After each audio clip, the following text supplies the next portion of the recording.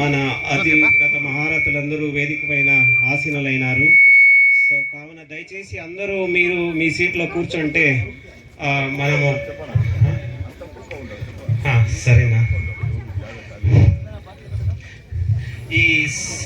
ನಾನು ಕನ್ನಡದಲ್ಲಿ ಮತ್ತು ತೆಲುಗಿನಲ್ಲಿ ಮಾತಾಡ್ತೀನಿ, ಯಾಕಂದ್ರೆ ಅದು ನಮ್ಮ ಭಾಷೆ. ಈ 20 ಹಳ್ಳಿಗಳ ಜನ ಭಾವನೆಗಳನ್ನು ನಮ್ಮ ಭಾಷೆಯಲ್ಲಿ ಹೇಳಿದ್ರೆ ಚೆನ್ನಾಗಿರುತ್ತೆ ಅಂತ నేను తెలుగులోನು ಮತ್ತೆ ಕನ್ನಡದಲ್ಲಿ ಮಾತನಾಡ್ತೀನಿ ಅಂತ ನಿಮ್ಗೆ ನಿಮ್ಮ ಅಪ್ರೂವಲ್ ಕೊಡ್ಬೇಕಂತ ಕೇಳ್ತೀನಿ ಪ್ರಕಾಶ್ ಅಣ್ಣ. ಯಾವ ಭಾಷೆಗೆ ಮಾತಾಡಿದ್ರೂ ಓಕೆ. ಧನ್ಯವಾದ ಅಣ್ಣ. ಎಲ್ಲ ಭಾಷೆ ನೀವು ಬಂದಿರೋದೇ ನಮ್ಗೆ ಒಂದು ಕೆಂಪೇಗೌಡರು ಬಂದ ತರ ನಮ್ಗೆ ಕಾಣ್ತಾ ಇದೆ ಅಣ್ಣ.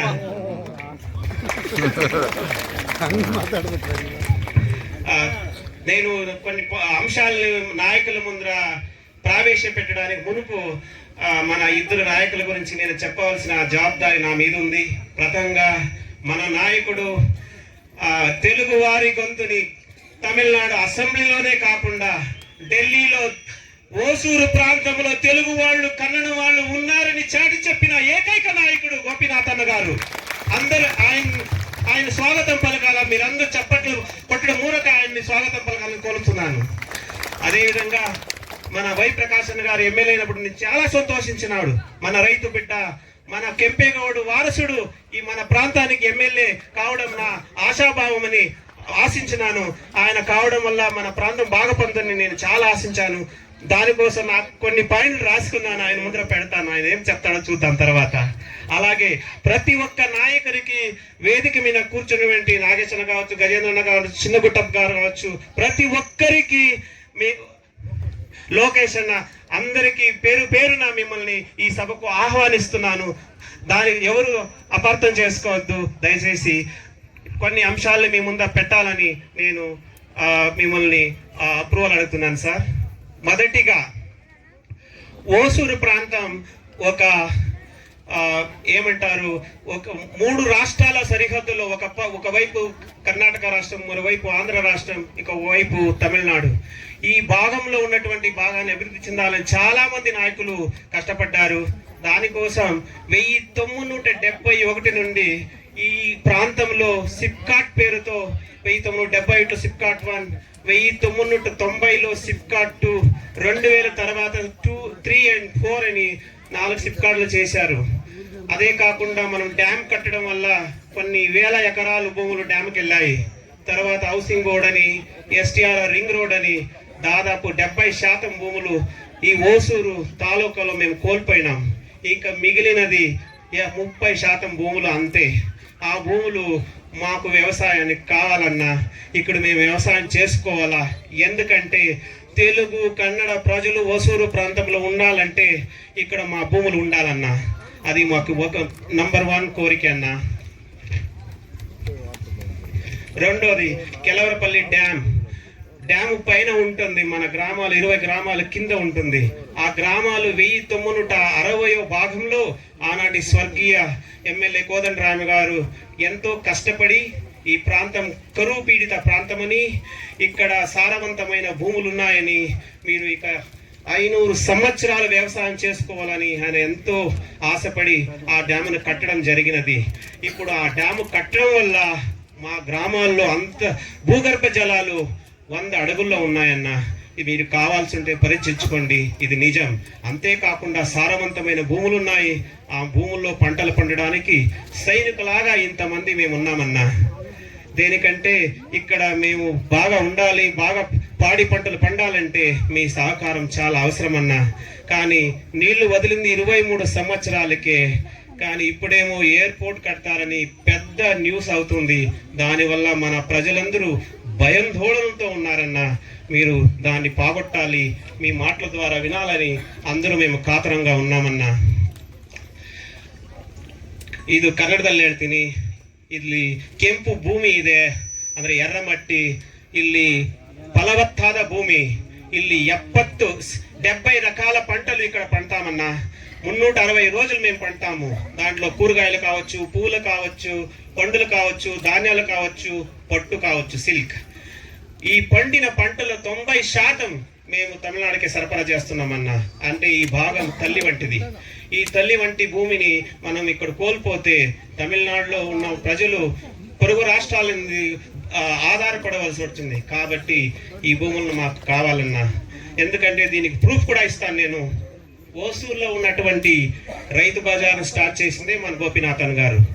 ఆ రైతు బజారు తమిళనాడులోనే నంబర్ 1 20 సంవత్సరాలుగా. ఇంకొక విషయం కూడా మీకు చెప్పాలి. పువ్వుల మార్కెట్, ఓసూరులో పండే పువ్వులు మన రాష్ట్రంలోనే కాకుండా దేశాల్లోనే కాకుండా విదేశాలకు ఎగుమతి అవుతుంది. దానివల్ల విదేశ వినిమయం అంటే ఫారిన్ ఎక్స్చేంజ్, మరి దానివల్ల మన ప్రభుత్వానికి కూడా డబ్బు దొరుకుతుంది. దానికి ఇంకొక ఉదాహరణ ఏమంటే ఓసూర్ ఫ్లవర్ మార్కెట్ ఎంటైర్ తమిళనాడులోనే నంబర్ 1 అన్న. ఈ 2 ఉదాహరణల వల్ల ఈ ప్రాంతం ఎంత ముఖ్యమైనదో వ్యవసాయానికి మీ గమనానికి తీసుకొస్తున్నానన్నా. ఇంకొకటి మీకు అందరికీ తెలిసిన విషయం, STRR రింగ్ రోడ్ చేయడం ప్రథమ ఉద్దేశం ఏమంటే ఆ రోడ్డు ద్వారా కెంపేగౌడ ఇంటర్నేషనల్ ఎయిర్పోర్ట్కి త్వరగా చేరుకోవచ్చని. బెంగళూరు, జయనగర్లో, చామరాజపేటలో ఉండే వాళ్ళకు 2 గంటలు పట్టవచ్చు, కానీ ఓసూరు ప్రాంతంలో ఉండేవాళ్ళు ఇంకా 3 నెలల్లో 45 నిమిషాలకి కెంపేగౌడ ఇంటర్నేషనల్ ఎయిర్పోర్ట్ మేము చేరుకుంటాము. దానివల్ల ఈ ప్రాంతంలో మీరు ఎయిర్పోర్ట్లు ఏమైనా ప్రారంభిస్తే మనకు వద్దన్నా.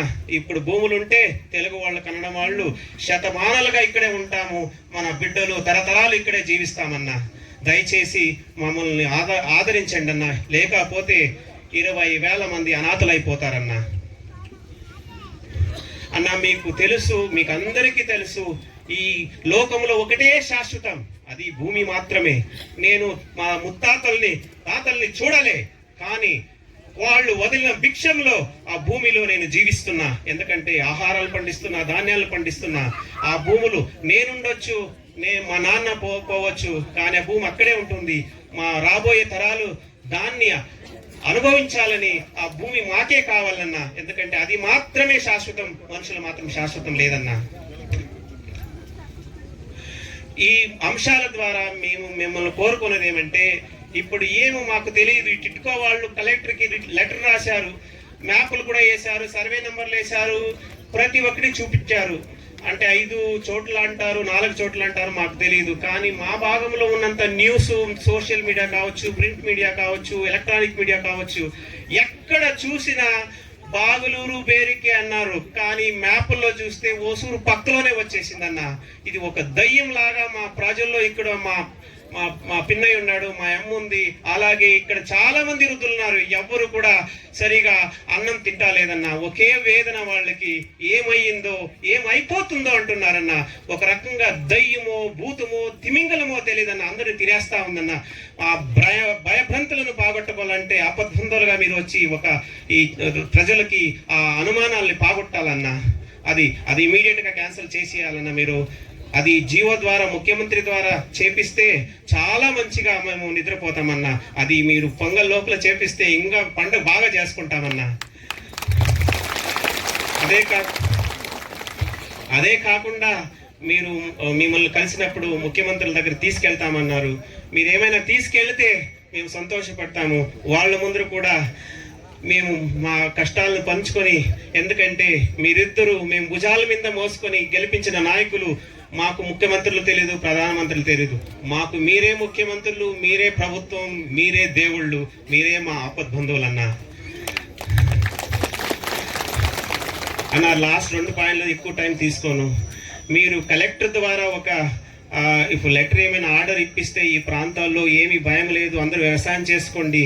ఎందుకంటే ఇక్కడ చాలా మంది బీద ప్రజలు ఉన్నారన్న, ఆ భూముల్నే నమ్ముకొని వాళ్ళు జీవిస్తున్నారన్న. మీరు రాకముందు ఒక 4-5 మహిళలను అడిగితే వాళ్ళు ఏమేమో అంటున్నారు, కానీ మీకు కూడా డైరెక్ట్గా వినిపించుకోండి. వాళ్ళు గోడేమిటి, వాళ్ళ కొరగేమిటి, వాళ్ళ మనోభావాలు ఏమిటి, మీరు వినిపించుకోండి అన్న, వాళ్ళు మాట్లాడిస్తాను. అందుకే ఇప్పుడు మన నాయకులైన ఎమ్మెల్యే గారు, ఎంపీ గారు ఈ 20 గ్రామాల ప్రజలకి విమానాశ మాకు వద్దంటున్నారు. మాకు ఎటువంటి సిప్కాటు, SEZ ఏమీ వద్దంటున్నారు. మాకు వ్యవసాయమే కావాలి. ఆ దృష్టిలో ఈ భాగాన్ని మీరు ఓసూరు తాలూకా భాగాన్ని ఒక గ్రీన్ బెల్ట్ గా, గ్రీన్ జోన్ గా మాకు చేసిస్తే ఇంకా 5 సంవత్సరాలు ఇక్కడే వ్యవసాయం చేసుకుంటూ, కూలి చేసుకుంటూ బ్రతుకుతామన్నా. ధన్యవాదాలు. ఇప్పుడు